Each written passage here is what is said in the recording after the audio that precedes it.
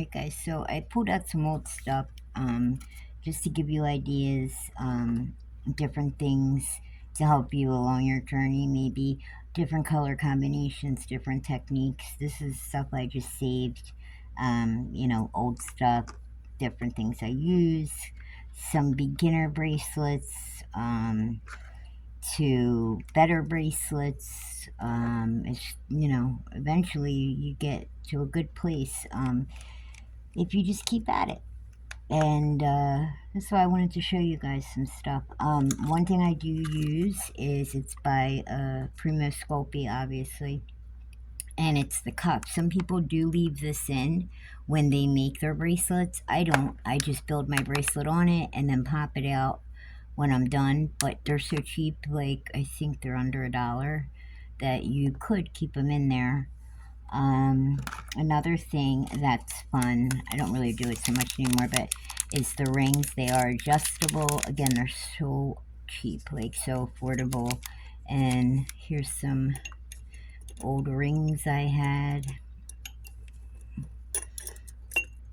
This was like a rose cane. Oh my goodness, I'm all tangled. But it's funny when you look back at all your old stuff.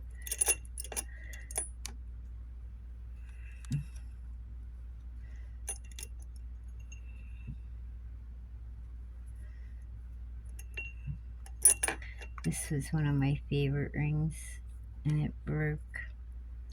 But anyway, so yeah, I wanted to just kind of show you. I mean, guys, I have boxes of this stuff. It was hard to pull out whatever, specific stuff I wanted to show you just to get to the point.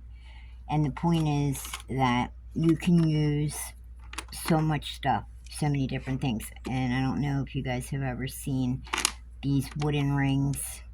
They're orange, or this color right here. Anyway, yeah, just that's a ring covered in polymer clay. I glazed it. I don't know if it could be a cute pendant. This one I just textured, wrapped clay around. Same thing. Which is pretty cool because these are really inexpensive, obviously. I do have a pendant, and I was looking for it. I couldn't find it. That I would set my, if I want to make a pendant, I would set, a base piece on this specific pendant. It's always the same one. You can see, right, the pattern. I'm trying to see if I get another one. I mean, I do, but they're hanging up or whatever. Like, what I've made necklaces out of them. But, and you can build off it, bake in the oven, pop it off. I mean, look at this guy. What the heck was I doing there? Then I started, something I wish I would have got in my head earlier. Anything you make, and that's what this was going to be. I had got a stamp that you can just put the letters in. And obviously my channel is uniquely you, but my name is Tatum and my nickname is Tate, and that's what I would stamp in the back of my pieces. Make sure you get in the habit of that. Here's another one I wrapped. Guys, I don't even know how I made this, but looks pretty cool. I don't know how I did it though. I'm just trying to see. Now I remember I made this, and it was supposed to go like with this bracelet here, and I think I was going to put it like this. And I never did it. But yeah, it's fun looking back at all that stuff. Here's another pendant. So I don't know if you guys are familiar with liquid polymer clay. They have the molds. You can get all the different shapes, and you can make this your base, and I had made, I mean, it's very hard to see, but I tried to do like a flower and some weird design with clay, and then I did a Lisa Pavelka doming resin over top. This one I made a little round cane with copper, what's that, foil, and just cut little pieces. Let's see. This I use, this is a, just a cutter, you know, like one of these, but whatever shape. And then I got the extruder and extruded the trim, because it's important to make sure your trim, you know, your edges are always clean, and the backs. Whenever you're selling jewelry, the back is super important, in my opinion. And I got that advice from watching Jessima tutorials. She is so good, and that's one thing she always would talk about, would be, you know, make sure your edges are cleaned up, and then your backs. Let's see what this looks like.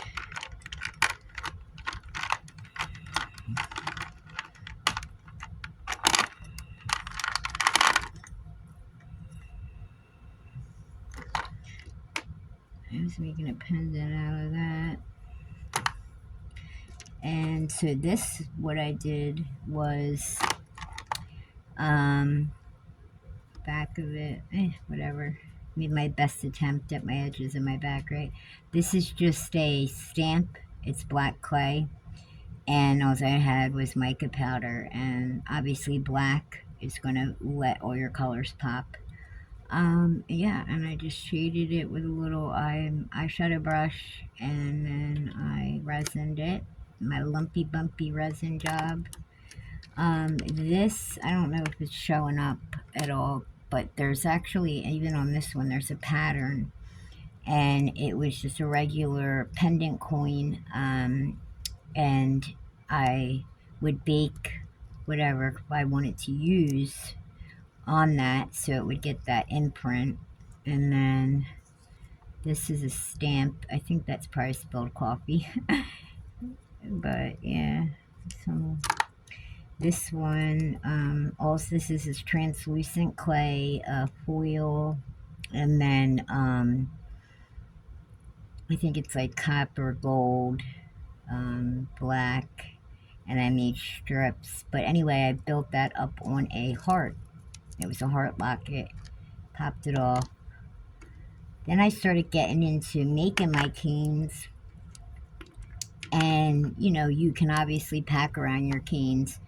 But I started cutting them, you know, after I made each one, and started doing them like that. I thought that was fun. This one I had some idea for a double whatever that never came to fruition. I think this one I see, yeah, see the back here? I put my nickname in the back, but interesting. This again is using the molds, and just I used some canes and built up in there. Another thing I loved to do was get the mold with the sun and the moon face, and I would make these. So if I had like a favorite pattern that I liked, apparently this was like my jam for a while. I have the opal clay in the back of that, but I liked the pattern so much, and yeah, I made that. It really shows up good when you do like a pearl clay. This bracelet was again black clay, same colors as I did with that. I just made some dots and did different stuff with the clay. Let's see, what else do we have? These were going to be pendants or pins that I just made on the this thing here, the Sculpey dome thing.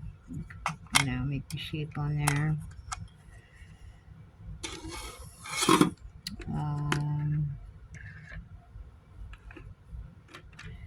This is another cane with the flowers. This is one of my bigger canes.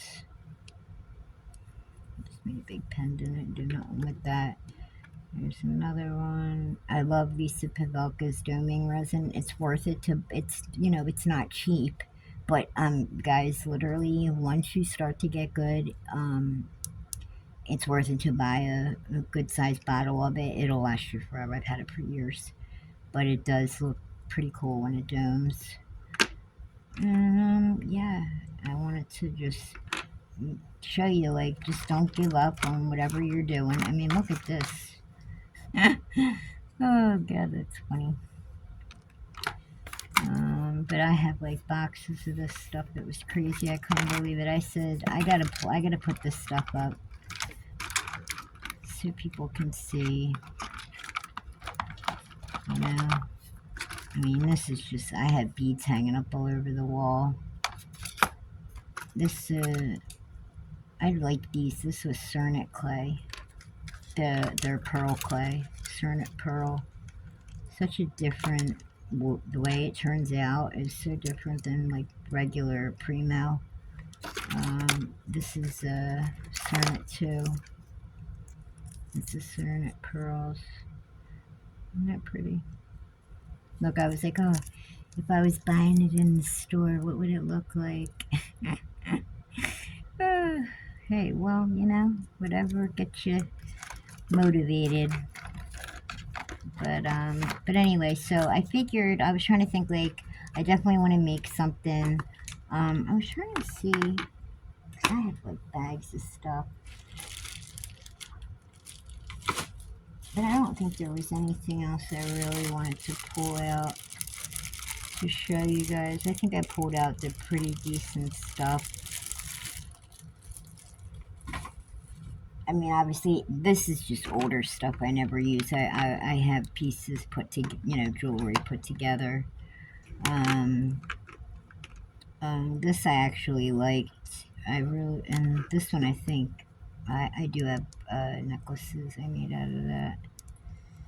But anyway, this is just basically all metallics, and it was like tans, all different tans, and then I wrapped it with like silver and stuff like that. But I do like that pattern. Anywho, but I was trying to think what would be fun to make with you guys. So I'm gonna think about it. I do want to give you a lot of bang for your buck. Like if you're gonna make something, like, you know, how far you can stretch it, like into a bracelet, into a pendant. Here's another. I did the little heart on the back. Like, I made a cane that looked like this, and I even stamped my name there. And this again, I think this was Cernet clay. But try to make sure you get in the habit of doing that.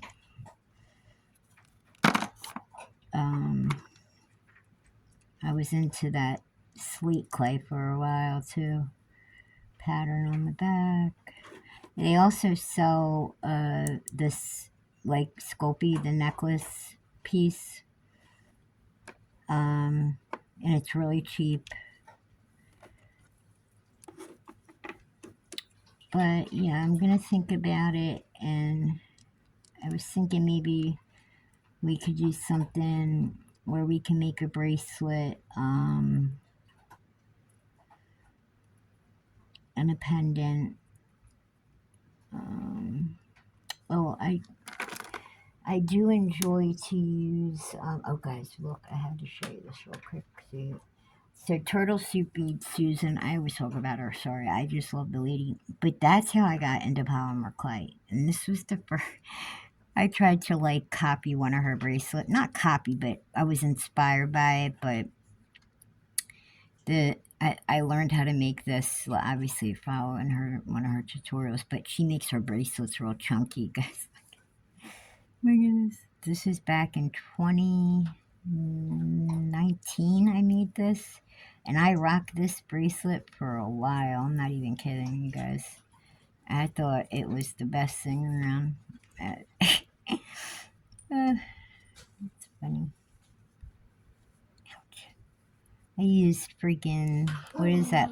Tally, stop being mean about floral wire for my clasp.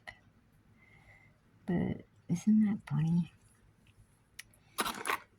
So, okay. Oh, I wanted to show you what I like to do with the bracelets. This again, Sculpey product. It's nice if you get like a sheet of clay, right, and put your pattern out. Like that was how I did a lot of these, right? I had just cut like a cane and put it on a sheet, put it through the pasta machine, and then I cut it out with the cutter. And I also have other pieces that I had cut out with this and made a bracelet. They look cool going across the bracelet. So yeah, I will actually show you that, what it looks like with that. Which one, bud? You gotta go out? Okay. I'll be back, guys.